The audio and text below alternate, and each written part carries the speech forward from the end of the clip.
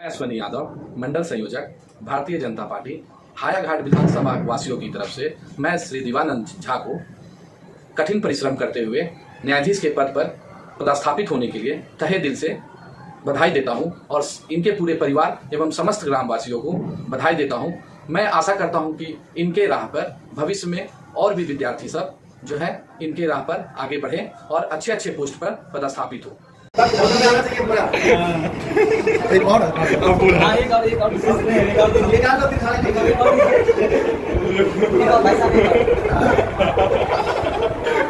Camera में देखिए, camera में।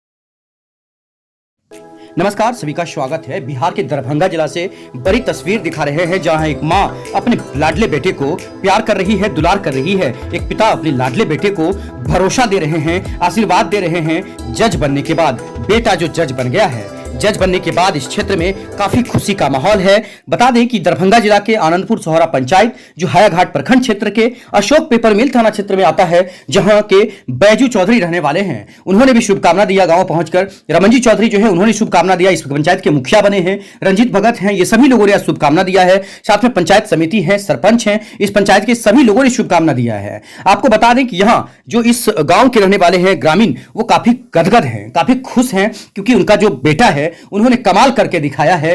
पहले अटेम्प्ट में 10 राज्यों में तैयारी करते हुए दिवानंद झा ने आज जज बनकर दिखा दिया है, जुडिशियल मजिस्ट्रेट का पद हासिल किया है। ये बड़ी तस्वीर आपको दिखा रहे हैं दरभंगा जिला के आनंदपुर सोहरा पंचायत के ये परिवार रहने वाला है। सब्सक्राइब शेयर कीजिएगा। बता दें कि हायाघाट क्षेत्र के अश्विनी यादव जो विधानसभा बहेरी के दक्षिणी के जो मंडल संयोजक हैं, उन्होंने भी इनको जबरदस्त तरीके से शुभकामना दिया है। शेयर और सब्सक्राइब करिएगा, सभी लोगों तक शेयर करें, जिससे कि छोटे छोटे बच्चे भी मोटिवेट हो सके। इस क्षेत्र के लोग हैं, उन्होंने आज शुभकामना दिया है। लोग गदगद हैं। जज साहब कहेंगे या गुलिये कहेंगे? गुलिये कहेंगे। हम तो गुलिये बोलेंगे। मेरा गुलिया ही रहेगा।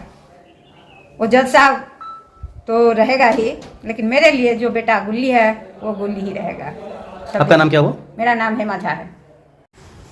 मेरा नाम दिवानंद झा। मेरे बाबा का नाम स्वर्गीय श्री विंदेश्वर झा, जो प्रधानाध्यापक थे पटना में। मेरे पिताजी का नाम श्री दुर्गानंद झा, जो गुजरात के सूरत में अभी chief manager in central bank of India में पोस्टेड हैं। मेरे पिताजी जो कि 2 भाई हैं। मेरे चाचा का नाम श्री उमानंद झा, जो कि अभी प्रोफेसर हैं आनंदपुर कॉलेज में। मेरे माता का नाम श्रीमती हेमा झा है, ये हाउसवाइफ है।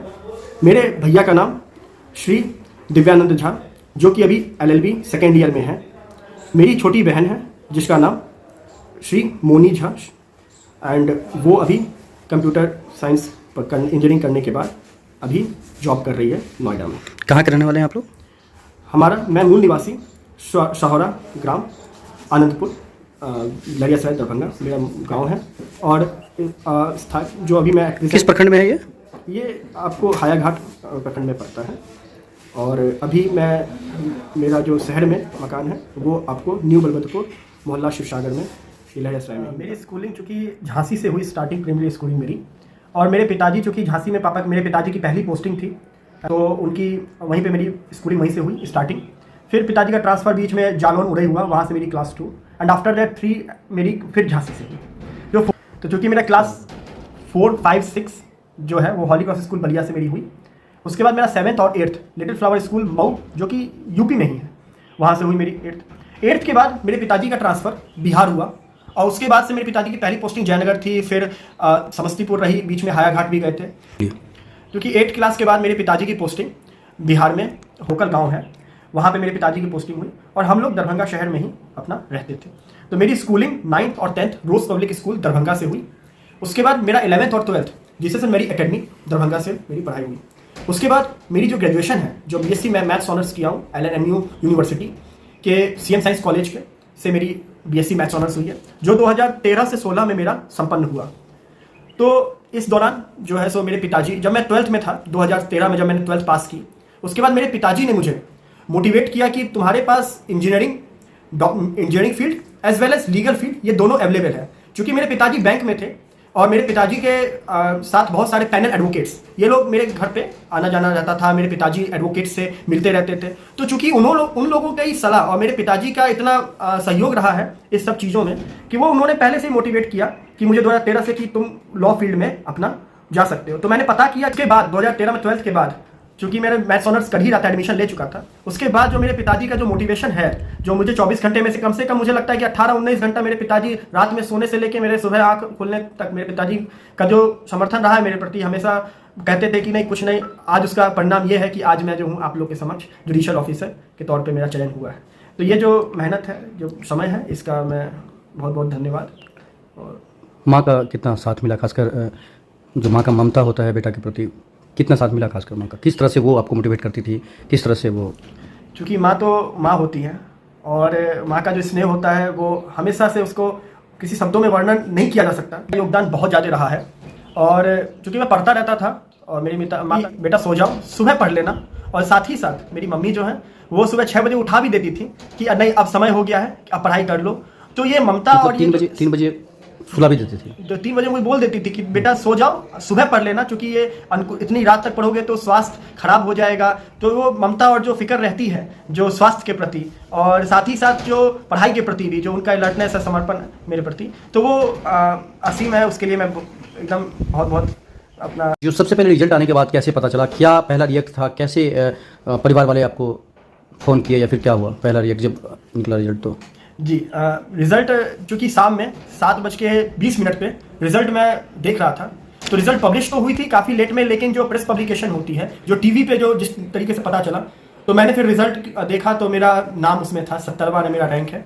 तो वहाँ मैंने जैसे मेरा नाम देखा तो मेरे आंखों में आंसू थे और मैं सबसे पहले दौड़ के माँ के पास गया, क्योंकि उस टाइम में माँ ही थी जो घर पे प्रेजेंट थी।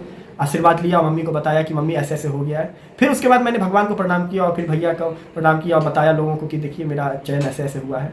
तो उसके बाद फिर लोगों, परिवार को, सब लोगों को पता चला। रैंक आपने कितना बताया? मेरी रैंक 70 थी। 70? हाँ, अच्छा। ये अपने आप में काफ़ी मतलब, हाँ, क्योंकि ये रैंक जो है सो काफ़ी अच्छी रैंक है इस बिहार जुडिशरी में। और जो इसकी पीछे की जो मेहनत है वो, और इसके पीछे की जो कहते हैं कि कंपटीशन की प्रिपरेशन करना और कंपटीशन में सक्सेस होना, ये दोनों के बीच में एक डिवाइडिंग लाइन है। सब लोग मेहनत से वहाँ पहुँचते हैं और वहाँ के बाद वो जो आशीर्वाद होता है माता पिता का और जो गुरुजनों और अन्य लोगों का, मैं मानता हूँ कि वो आशीर्वाद ही है जो आपको इस मुकाम में सफलता दिलाता है। तो मेरे लिए जो है सो मेरी प्रेरणा स्रोत और जो मेरा सब कुछ जो मुझे मोटिवेशन मिला है वो मेरे माता पिता ही हैं, जिनके आशीर्वाद से मैं आज यहाँ पे इस मुकाम पर हूँ। लोग पढ़ रहे हैं, जो बच्चे पढ़ रहे हैं, इनको महत्वपूर्ण आपकी तरफ से मंत्र क्या देंगे? क्योंकि किन किताबों का चयन किया जाए, किन किताबों को पढ़कर वो आपके जैसे जज बन सकते हैं? जो अभी जिनके लिए मैं बताऊँगा, पहला मैं उनके लिए बताऊँगा जो कि लॉ फील्ड में आने के लिए आना चाहते हैं, लॉ फील्ड में, और अपना सपना रखते हैं कि वो लोग इस मुकाम पर पहुंचे और एज ए जुडिशियल मजिस्ट्रेट या एज ए जज कहीं पर भी अपना जो सपना है उनका वो पा सके। तो इसके लिए जो सबसे पहला मैं कहूँगा कि कोई अच्छे कॉलेज, जो अच्छी यूनिवर्सिटी होती है, और जो गरीब बच्चे हैं या साथ ही साथ जिनके पास उतनी फाइनेंशियल डिपेंडेंसी नहीं है, फाइनेंस उनके पास उतने पैसे नहीं होते हैं, तो मेरे लिए तो मेरे साथ भी यही चीज़ था कि मेरे पिताजी चूँकि सर्विस में थे तो उनकी जिम्मेदारी भी बहुत थी, और चूँकि इसीलिए मेरा जो था पढ़ाई वो मेरी BHU से हुई। तो मैं सबसे पहले तो उनको यही कहूँगा कि आप एक अच्छी संस्थान में एडमिशन लें, जो कि कंपटीशन के थ्रू आप पा सकते हैं। एडमिशन लेने के साथ ही आप ये महसूस करेंगे BHU और DU जैसी संस्थान में कि वहाँ पढ़ाई बहुत अच्छी होती है और वहाँ से पढ़ के आप इस मुकाम पर बिना किसी कोचिंग के आप पहुँच सकते हैं। क्योंकि यही चीज़ मेरे साथ हुआ, मैंने कोई कोचिंग नहीं की, मेरी जो BHU में जो मुझे पढ़ाया गया उसी का आज परिणाम है कि मैं आज इस मुकाम पर हूँ। दूसरे वो विद्यार्थी जो कहीं से पढ़ रहे हैं, जो कहीं से ऑलरेडी जो जुडिशरी का तैयारी कहीं कोचिंग इंस्टीट्यूट में कर रहे हैं, या साथ ही साथ जो लॉ में एडमिशन लेके जो इसकी प्रिपरेशन करने की सोच रहे हैं, उनसे मैं यही कहूँगा कि ड्यूरिंग दी LLB आप जितना पढ़ सकते हैं पढ़ लीजिए, क्योंकि उसके बाद LLB पास करने के बाद कंपटीशन खुल जाती है। तो जो कोचिंग इंस्टीट्यूट में भी जो बच्चे पढ़ रहे हैं, तो उन सब के लिए तो चूँकि जो उनकी कंटेंट होती है, उनकी मटेरियल होती है, वो काफ़ी लिमिटेड होती है, वो अपने उनको जो इंपॉर्टेंट लगता है वो उस हिसाब से वो पढ़ाते हैं। तो उनके लिए सलाह रहेगा कि आप लोग अपना जो है सो सिलेबस, एटलीस्ट सिलेबस जो पूरा कंप्लीट ही पढ़ें, जो लिमिटेड पोर्शन ना पढ़ें, उसके लिए अच्छी से अच्छी किताबें पढ़ें। क्योंकि हर स्टेट का मैंने पेपर जुडिशरी दिया है, तो इससे मुझे अनुभव है कि bare act as well as जो स्टैंडर्ड बुक्स हैं हर सब्जेक्ट्स की, उस पर ज़्यादा फोकस करें। क्योंकि स्पेशल जो एरिया होती है, हर स्टेट की अपनी एक स्पेसिफिक एरिया होती है। जैसे बिहार जुडिशरी में GK GS है, और MP में जजमेंट राइटिंग है, दिल्ली जुडिशरी में GK जनरल लीगल जो होती है अवेयरनेस, उसके साथ साथ जो अन्य 25 सब्जेक्ट्स में से जो अदर सब्जेक्ट्स हैं जैसे IPR हुए, तो इसकी प्रिपरेशन आपको LLB में ही लोग पढ़ के देते हैं, तो इसके शुरू से ही आप लोग इसकी तैयारी करिए और एक स्टैंडर्ड बुक पढ़ें। प्रीवियस ईयर पे ज़्यादा रिलाई नहीं करें, उन पे जो प्रीवियस ईयर पे रिलाई मतलब ये हो गया कि आप लास्ट का 2 ईयर पे ही सिर्फ फोकस करें, लास्ट का 2 ईयर का पेपर को एनालाइज करें कि क्वेश्चन पैटर्न क्या है, आपको किस तरह के मार्किंग के क्वेश्चन पूछे जा रहे हैं, आपको कितना समय मिलेगा पेपर को सॉल्व करने के लिए। तो प्रीवियस ईयर इस हिसाब से देखना जरूरी है, ना कि इस हिसाब से कि उसी प्रीवियस ईयर को प्रिपेयर करके हम लोग जा रहे हैं, क्योंकि अब standard of question day by day बढ़ रहे हैं, रेज हो रहे हैं, तो इसके लिए आपको ओवरऑल प्रिपेयर होना पड़ेगा। तो इसी के लिए मैं यही सलाह दूंगा उन बच्चों को जो भी अदर जो एस्पिरेंट्स हैं जो जुडिशरी की तैयारी कर रहे हैं, तो वो चूंकि कुछ टारगेट स्पेसिफिक ना होके वो हर चीज को पढ़ के जाए, ताकि क्वेश्चन अगर पूछा जाए कहीं से भी तो उसका आप कंफर्टेबली आंसर दे सकें। तो यही मेरा कह सकते हैं कि यही चीज़ मैंने अप्लाई किया, क्योंकि मुझे कोचिंग इंस्टीट्यूट कहीं गया नहीं, तो मैं सब कुछ पढ़ता था, मुझे नहीं पता था कि क्या मेरा इंपॉर्टेंट है क्या नॉन इंपॉर्टेंट है, मैं सबको इंपॉर्टेंस लेके ही पढ़ता था और सब कुछ मैं पढ़ के जाता था। तो बिहार में जो जीके जीएस का जो सिलेबस होता है उसमें मैंने 2 किताब पे ज़्यादातर रिलाई किया था, वो है एक लूसेंट और दूसरा घटना चक्र की जो स्पेसिफिक आती है हिस्ट्री, ज्योग्राफी एंड जो साइंस की जो जनरल साइंस आती है 3 बुक पे। साथ ही साथ जब मेरा ये कंप्लीट हो गया, तैयारी हो गई और चूंकि कोविड चल रही थी, परीक्षा की प्रिपरेशन के लिए बहुत टाइम मिल गए, तो मैं बहुत तरह का प्रैक्टिस सेट्स जो कहीं से भी अवेलेबल हो जाए जीके जीएस के, वो मैं लगाता था। साथ ही साथ मैं जो हूँ सो स्टैंडर्ड बुक जो RS शर्मा है हुई हिस्ट्री की, जो कि मुझे हिस्ट्री में इंटरेस्ट भी है, फिर महेश बर्नवाल जो ज्योग्राफी की है, जो PCS के लिए लोग पढ़ते हैं, एज वेल एज जो मॉडर्न इंडिया के लिए स्पेक्ट्रम, तो जो कि जीके जीएस के लिए पहले आप बेसिक तैयार कर लें, उसके बाद ही इन सब किताबों को पढ़ें, ताकि आपकी नॉलेज इन्हेंस होगी, रेदर देन आप जो है अपना टारगेट ओरिएंटेड होकर अपना प्रिपरेशन कर सकते हैं। गांव के लोगों ने भी सम्मानित किया। तो क्योंकि मेरा जो स्नेह है गांव से मेरा बहुत लगाव रहा है बचपन से ही, क्योंकि मैं हमेशा आता रहता था अपने गांव, तो उन लोगों का बहुत बहुत धन्यवाद। जो मेरे चाचा, मेरे जो भी ग्रामवासी हैं, उन लोग का जो स्नेह और प्रेम भाव जो मुझे मिला है, उसके लिए मैं बहुत बहुत शुक्रिया करता हूं उन लोगों का, और मैं हृदय दिल से मैं उनको प्रणाम भी करता हूं। जो मेरे बड़े हैं उन सारे लोगों का, और उनका जो स्नेह और प्रेम भाव रहा है मेरे प्रति, वो असीम है। उसके लिए मैं ये नहीं कह सकता हूँ, क्या कहते हैं कि मुझे चीज़ें बाहर से, मुझे प्रेरणा जो है वो गांव से ही मुझे मिली है, और वो जो गांव का जो स्नेह प्रेम भाव और आशीर्वाद जो होता है, उसी के कारण मैं आज इस मुकाम पर हूँ। तो मेरा गांव मेरे लिए बड़ा महत्वपूर्ण है। साथ ही साथ जो अभी मैं जहाँ पे रह रहा हूँ, न्यू बलभद्रपुर शिवसागर में, मेरे पिताजी का निजी निवास अभी उन्होंने नया बनाया था। बताएं कि जो जुडिशियल मजिस्ट्रेट का आपने जो पद हासिल किया है, खासकर अगर इसकी तैयारी की बात करें, कितने वर्षों से आप तैयारी कर रहे थे और कितने अटेम्प्ट में ये हुआ है, और साथ में क्या क्या परेशानी इसमें हुआ है, बताएं। जी, चूँकि मेरी LLB जो है वो 2019 में समाप्त हुई, और उसी टाइम में अपीयरिंग में मैंने राजस्थान जुडिशरी की फॉर्म आई थी, जब मैं लास्ट ईयर में था अपने LLB के 2019 में। तो उस टाइम में जो फॉर्म आई थी, तो मैंने फॉर्म भरी थी, उसकी मैं तैयारी कर रहा था राजस्थान जुडिशरी की। क्योंकि मेरा माइंडसेट पहले से था कि मुझे जुडिशरी में जानी है, तो इसीलिए मैं from the very first year I was preparing for it. तो 2016 में जब मैंने BHU में एंट्रेंस ली, उसके बाद से मैं इसकी तैयारी मेरे माइंड में थी कि इसकी तैयारी करनी है, इसकी प्रिपरेशन कंप्लीट हो जानी चाहिए 2019 तक। तो वो मेरी 2019 में पहली मैंने राजस्थान जुडिशरी दी थी, जिसमें कि मुझे 1 नंबर से मेरे प्री क्वालिफाई नहीं हो पाया था। इससे मुझे मेरी क्षमता का अंदाजा लगा, और 2019 में जब मैंने LLB कंप्लीट की, तो चूंकि 17 दिन का टाइम था, और हाँ, हिमाचल प्रदेश जुडिशरी की पहली वैकेंसी आई हुई थी उस टाइम में LLB पास करने के बाद। तो मैंने हिमाचल प्रदेश जुडिशरी का मैंने फॉर्म भरा, और उसका मैंने 3 सीट उस टाइम में थी, तो उसमें मैंने अपना प्री भी क्वालिफाई किया हिमाचल प्रदेश में, एंड उसका मैंने मेंस भी लिखा। चूँकि उसकी मेंस होती है, उसके लिए 10 दिन का ही टाइम दिए जाते हैं, तो 10 दिन का जो अंतराल था, उसमें मैंने अपना सब कुछ इंटायर सिलेबस अपना कवर किया, और इससे मुझे क्षमता का भी अंदाजा हो गया। जब मेरा मेंस कुछ नंबरों से, करीब 20-25 नंबरों से मेरा मेंस रुक गया था वहाँ पे, तो इससे मुझे अंदाजा लग गया कि मेरी तैयारी संपूर्ण हो चुकी है प्री के लेवल पे, एज वेल एज मेरी तैयारी जो है सो मेंस के लेवल पे भी मैंने वो मेंस लिखने के बाद एक कॉन्फिडेंस जनरेट हो गया था कि मैं जुडिशियल मजिस्ट्रेट में मैं क्वालिफाई कर जाऊँगा, चाहे वो कोई भी राज्य क्यों ना हो। तो उसके बाद मैं नेक्स्ट जुडिशरी का फॉर्म मैंने फिर बिहार का भरा था, जो 2020 में आई। 2020 में मैंने बिहार की मैं तैयारी कर रहा था। 2020 एक माइंडसेट था, क्योंकि मेरा LLM भी उसी टाइम में चल रही थी, तो LLM भी मैंने BHU से ही कंप्लीट की 2020 में। तो LLM और ये बिहार जुडिशरी की दोनों की तैयारी एक साथ मेरी चल रही थी। क्योंकि कोविड आ गई थी और एग्जामिनेशन डिले हो रहे थे, तो इस बीच में छत्तीसगढ़ जुडिशरी का भी पेपर आया था, जिसका मैंने प्री दिया था। उसका प्री भी मुझे 1 नंबरों से वो रह गई थी। तो उसके बाद मुझे 2020 में मेरा कोई प्री क्लियर नहीं हुआ, तो 2020 में मैंने 2 प्री दी करीब छत्तीसगढ़ जुडिशरी की, तो जो मेरा क्लियर नहीं हुआ था। और प्री मैंने दी थी बिहार जुडिशरी की 2020 में, क्योंकि इसका रिजल्ट आया था 2021 में, इसीलिए मैं कहता हूँ कि 2021 वर्ष जो था मेरे लिए काफ़ी बेहतरीन रहा। 2021 में मेरा बिहार जुडिशरी का प्री क्वालिफाई हुआ, बिहार APO का मैंने प्री क्वालिफाई किया। उसी वर्ष मैंने MP का भी प्री क्वालिफाई किया था, उसका मैंने मेंस लिखा। उसी दौरान मैंने हरियाणा, दिल्ली और जो अदर स्टेट हैं जैसे कि राजस्थान, इन सब की तैयारी मेरी एक साथ चल रही थी। तो चूंकि मेरे माइंड में ये 6-7 स्टेट जो नॉर्थ इंडिया के स्टेट्स हैं और इनकी सबकी सिलेबस और पैटर्न डिफरेंट होते हैं, तो मैं सारे चीज़ में मैं एक्विट हो गया था कि कोई भी लॉ, अगर सब्जेक्ट में लॉ लिखी है तो मुझे आनी चाहिए, क्योंकि it is a basic principle that ignorance of law is no excuse. तो आप ये नहीं कह सकते उस स्टेट की ये लॉ है तो आपको जानकारी नहीं मिलनी चाहिए, आप पढ़िए, आपको पूरा समर्थन रहता है कहीं पे भी, क्योंकि आप एक कंपटीशन में है तो आपकी तैयारी हमेशा रहनी चाहिए। तो इसी दौरान मैं जो हूँ 2021 में मैंने फिर मेंस लिखा जुलाई में। उसके बाद मैंने फिर हरियाणा का प्री दिया जिसको मैंने क्वालिफाई किया।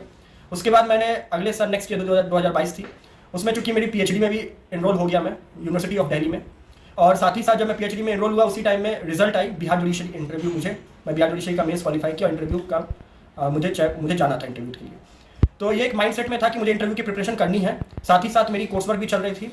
उसी दौरान हिमाचल प्रदेश हरियाणा जुडिशरी का मेंस भी लगा हुआ था, दिल्ली जुडिशरी की प्री भी लगी हुई थी और एमपी की भी प्री लग गई थी। तो मैंने चूंकि डीजीएस का प्री भी मैंने दिया, उसको मैंने क्वालिफाई किया, मेरे 147 या 148 मार्क्स थे प्री में, और उसके बाद मैंने उसका दिल्ली जुडिशरी का मेंस लिखा। चूंकि दिल्ली जुडिशरी का मेंस हुआ था हरियाणा जुडिशरी के बाद, तो उसके लिए 10 दिन का समय था, और हरियाणा जुडिशरी का जो मेंस हुआ था उसके 10 दिन या 15 दिन पहले मैंने एमपी का प्री दे के आया था इंदौर में। तो चूंकि ये सारी परीक्षाएं एक साथ चल रही थी, तो इसकी जो प्रिपरेशन होती है, माइंडसेट होती है, वो उसी हिसाब से मैं प्रिपेयर था कि मैं 10 दिन 15 दिन, मुझे सप्ताह दिन का भी समय मिलेगा तो मैं उस चीज़ को रिवाइज कर लूँगा। तो उसी दौरान फिर मेरा कोर्स वर्क भी दिल्ली में चल रहा था, तो जो मैंने ड्यू में अपना कोर्स वर्क भी कंप्लीट किया प्रॉपर्ली। एंड फिर उसके बाद जब मेरा कोर्स वर्क कंप्लीट हुआ तो उसी टाइम में मेरा बिहार जुडिशरी का इंटरव्यू लगा, और चूंकि मेरी तैयारी कंटिन्यूअस थी पिछले 3 सालों से, तो मैं अब जाके ये बिहार जुडिशरी मेरा चयन हुआ। तो जो ये संघर्ष रहा मेरा 2019 जुलाई से लेके अभी तक का सितंबर 2022 तक का, ये सफ़र काफ़ी लंबा है, काफ़ी संघर्षपूर्ण है, और साथ ही साथ इसमें ups and downs in comparison to pre mains, तो ये सब लगे रहे मेरे जीवन में। लेकिन जो लक्ष्य था वो मेरा वही रहा कि मैं जुडिशरी मुझे करना है, चाहे वो कहीं पे भी करना है, मुझे जुडिशरी में जज बनना था, ये मेरा टारगेट था। चाहे मुझे कोई भी स्टेट मिलती, मैं उसके लिए तत्पर हूँ और मैं तैयार हूँ कि मैं जुडिशरी में मैं जज में अपना योगदान दूँ। तकरीबन कितने राज्यों में आपने मतलब जुडिशियल के लिए दिया होगा? ये मैं राज्य का नाम ले लेता हूँ क्योंकि इससे स्पेसिफिक हो जाएगा कि कौन कौन से राज्य जो है मेरे टारगेट थे। सबसे पहला मैंने दिया था हिमाचल प्रदेश जुडिशरी, 2019 में मैंने एलएलबी करने के बाद। 2019 में एलएलबी करने से पहले मैंने राजस्थान जुडिशरी दी थी, फिर मैंने हरियाणा जुडिशरी भी दी, मैंने दिल्ली जुडिशरी दी, मैंने एमपी जुडिशरी 2 बार दी, दोनों बार मैंने मेंस लिखा हूँ, अभी मैं मेंस लिख के आया हूँ। और साथ ही साथ मेरा बिहार जुडिशरी, तो जो कि ये है ही, और टारगेट में मेरे जो टारगेट थे वो UP as well as Jharkhand में मेरे टारगेट स्टेट थे। ये दोनों टारगेट मतलब थे? ये दोनों भी अपार्ट फ्रॉम बिहार, ये दोनों की, क्योंकि इसके 2019 के बाद इसकी फॉर्म्स नहीं आई, तो एक भी फॉर्म नहीं आई, तो ये मेरे टारगेट थे। क्योंकि इसी दौरान मैंने उत्तराखंड जुडिशरी का भी मैंने फॉर्म भरा था और मुझे मौका नहीं मिल पाया क्योंकि सारी एग्जाम्स एक साथ थे, इसीलिए मैंने वहाँ का पेपर मैंने छोड़ना पड़ा मुझे। दिल्ली में आपने बताया कि दिल्ली में हो चुका है, क्या वहाँ पर इतना कॉन्फिडेंस है कि आपका वहाँ पर निकल जाएगा ये? क्योंकि मैं दिल्ली में मेंस मैंने दिया है, मेरे मेंस अच्छे गए हैं कंपैरेटिव टू अदर स्टूडेंट्स जो कि वहाँ मेंस लिखे थे। क्योंकि वहाँ के मेंस एक 25 सब्जेक्ट्स होते हैं वहाँ के मेंस में, और उसकी मेंस की प्रिपरेशन के लिए मात्र 15 डेज टाइम दी गई थी।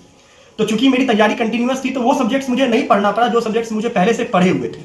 मुझे सिर्फ वही एरिया देखना पड़ा जो कि मैंने एलएलबी में ऑलरेडी मेरे अच्छे थे, स्ट्रॉन्ग एरिया थे जैसे आईटीआर, बट उसको मुझे रिवाइज करना पड़ा। और चूंकि अदर सब्जेक्ट्स जो थे वहाँ के, उसको मुझे, तो कंपैरेटिवली मेरे लिए लॉ पोर्शन ईजी रहा वहाँ का, एज वेल एज जो जीके जीएस पोर्शन था, that was also quite easier part. And I am confident that कि वहाँ पे भी मेरा इंटरव्यू कॉल आएगा और मैं होगा तो फर्दर जैसा जो मुझे। कितने खुश हैं, कितना अपने आप को आज ये महसूस कर रहे हैं? क्योंकि अब खुशी का अंदाजा तो नहीं रहता है, क्योंकि हर विद्यार्थी जो अपना टारगेट लेके चलता है, क्योंकि जब से वो जिस चीज़ की वो पढ़ाई कर रहा है, जिस चीज़ का सपना लेके वो अपने एकेडमिक्स में एंटर किया है, और जो चीज़ एक टारगेट होती है, और हमेशा गोल जो है, पर्सन हमेशा हायर गोल सेट करते हैं, जिसके लिए वो अचीव करने के लिए वो सारे वो चीज़ प्रयत्न करते हैं जिससे कि वो अचीव कर सके पर्सन। तो यही मेरा था, ये मेरा ड्रीम एक कह सकते हैं कि मेरी ख्वाब जो है आज मेरे सामने है। एंड अनसक्सेसफुल में दोनों चीज़ में एक ही चीज़ रहती है कि आपको नींद दोनों में नहीं आएगी, भूख दोनों में नहीं लगती है। तो यही चीज़ मेरा अभी स्टेज है। मेरी खुशी का सीमा नहीं है। मैं जब दरभंगा आया तो उसके बाद मैंने जब दोस्तों को, यहाँ के जो आशुतोष मुजफ्फरपुर है, ईश्वर चंद्र राय जो दरभंगा के मेरे बगल के ही घर के बगल में पड़ोसी आशुतोष, एक वो भी मुजफ्फरपुर से हैं, तो इतनी दूर से लोग मुझे कि मेरी खुशी इतनी ज़्यादा है, और लोगों की भी खुशी मेरे जो जीवन में जो बीएचयू में जो मेरे साथी हैं बीएचयू के, जो एलएलबी जिन्होंने मेरे साथ एलएलबी की पढ़ाई की है, मेरे रूममेट ईश्वर चंद्र रॉय जो कि यहीं दरभंगा के ही हैं, साथ ही साथ मेरी स्कूटी पे मेरे साथ हमेशा बीएचयू में एक साथ रहने वाले, हर सुख दुख में एक साथ देने वाले मेरे प्रिय मित्र आशुतोष दोनों, आज का नाम आशुतोष ही है, जो कि मेरे साथ हैं। और उन्होंने मुझे जो मिठाई जीवन में मुझे इतनी मिठाई मैंने आज तक 5-5 मिठाई उन्होंने मुझे एक साथ मेरे मुंह में दिया, जो कि मैं कभी कल्पना नहीं किया था कि इतनी मिठाई मैं एक साथ खा सकूंगा। और इन लोग का जो स्नेह और प्रेम भाव है वो मेरे लिए एक इमोशन जनरेट करते हैं, तो इसके लिए मैं बहुत इमोशनल भी हूँ। और साथ ही साथ इन लोग का बहुत बहुत शुक्रिया, जो कि अपना सारे काम, जो कि दिवाली के नेक्स्ट डे जो होती है वो उसमें सारे काम उन्होंने छोड़ के अब मेरे साथ मुझे बधाई देने के लिए मेरे पास है। इसके लिए मैं बहुत बहुत शुक्रिया करता हूँ अपने प्रिय मित्र BHU से जो आए हुए सर।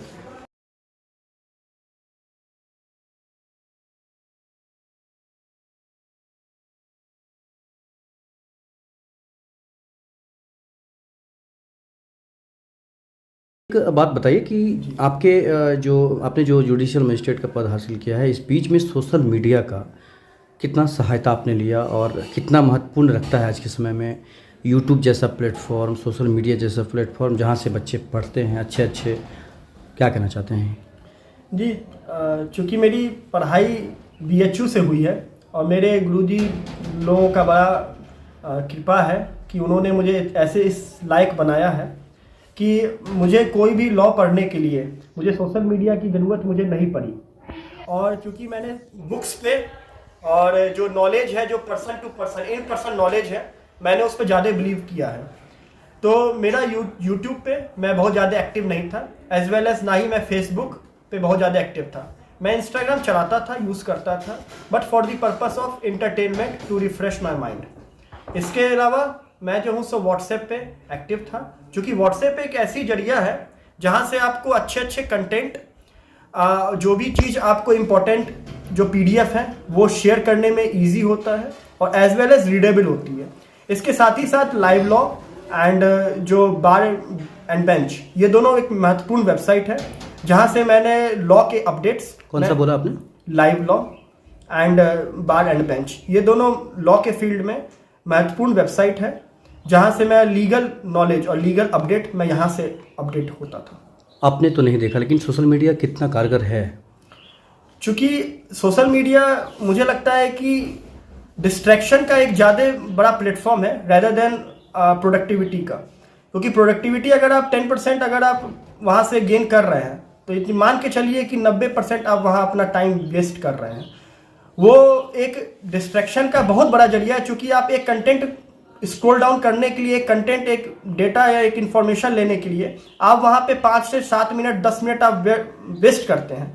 और 1 घंटा का अगर आप सोशल मीडिया एक्सेस करते हैं तो मुश्किल से मुझे लगता है कि आप 5 से अपना 7 मिनट 8 मिनट का अपना समय ही महत्वपूर्ण ले सकते हैं, उसके अलावा नहीं। आपका समय वो बर्बाद हो रहा है, ये मेरा मानना है। मोबाइल को कितना दूर रखना चाहिए? अगर पढ़ाई के अगर कुछ बनना है अगर लोगों को, तो मोबाइल से कितना दूर रहना चाहिए? क्योंकि मोबाइल एक महत्वपूर्ण साधन है आपकी सारी इन्फॉर्मेशन गेन करने का। तो मैं ये नहीं कहूँगा कि मोबाइल का महत्व नहीं है, मोबाइल का बहुत कुछ लोग मानते हैं कि मतलब साइलेंट कर देना चाहिए या फिर पलट करके रख देना चाहिए या फिर बंद करके रखना चाहिए, तो आप क्या मानते हैं? मेरा ये मानना है कि आप साइलेंट करके फ़ोन रखिए।